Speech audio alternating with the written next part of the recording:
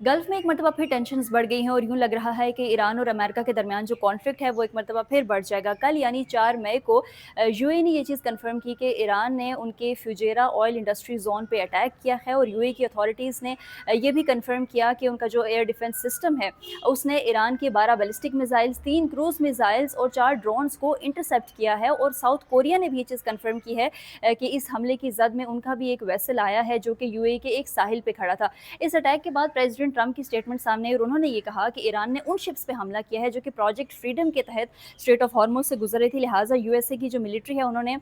Iran की 7 small जो boats हैं उस पर अटैक किया है। लेकिन ईरान की भी स्टेटमेंट सामने आई और ईरान ने ये कहा कि जो अमेरिकन के जो क्लेम्स थे उन्हें डिनाई किया, उन्हें फॉल्स करार देते हुए ईरान ने ये कहा कि वो सिविलियन बोट्स थे जिसपे यूएसए की मिलिट्री ने हमला किया है और सिविलियंस को मारा है। और यूएई के अटैक के हवाले से ईरान का ये कहना था कि ना ही उन्होंने यूएई पे हमला किया है और ना ही वो ऐसा कोई इरादा रखते हैं कि वो यूएई पे हमला करेंगे, बल्कि उन्होंने ये क्लेम किया कि यूएसए खुद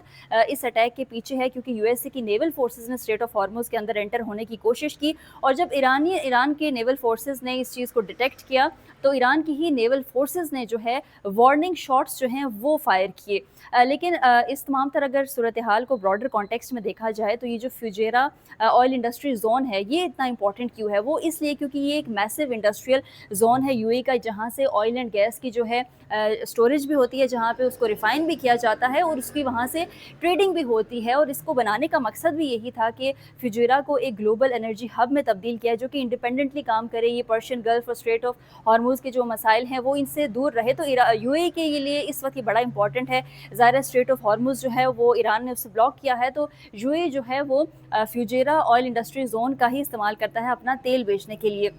और अब इन तमाम तर डॉट्स को कनेक्ट किया जाए तो ईरान जो है उसने ये चीज़ तो कहा है कि डिनाई किया है अमेरिकन के क्लेम को और कहा है कि हमने जो है वो यूएई पे हमला नहीं किया, ना ही कोई इरादा रखते हैं ऐसा। और उन्होंने अलबत्ता ये कहा है कि हमने यूएसए की नेवल फोर्सेस के खिलाफ रिटेलिएशन शो की है। लेकिन दूसरी जानिब अगर देखा जाए, जब से प्रोजेक्ट फ्रीडम की जो अनाउंसमेंट हुई थी तो उसके बाद ईरान के जो पार्लियामेंट है उसके जो नेशनल सिक्योरिटी कमीशन के हेड हैं इब्राहिम अजीज़ी, उन्होंने ये चीज़ कही थी। उन्होंने अमेरिका को वार्न किया था कि अगर स्ट्रेट ऑफ हॉर्मुज में अमेरिका ने किसी किस्म की इंटरफेरेंस की तो इसको सीज फायर की वायलेशन कंसीडर किया जाएगा, इसका जवाब भी दिया जाएगा। और ट्रंप के डिल्यूजनल पोस्ट पे जो है वो पर्शियन गल्फ और स्ट्रेट ऑफ हॉर्मुज जो है वो मैनेज नहीं हो सकते। तो बहुत से माहिरीन का भी यही कहना है कि ईरान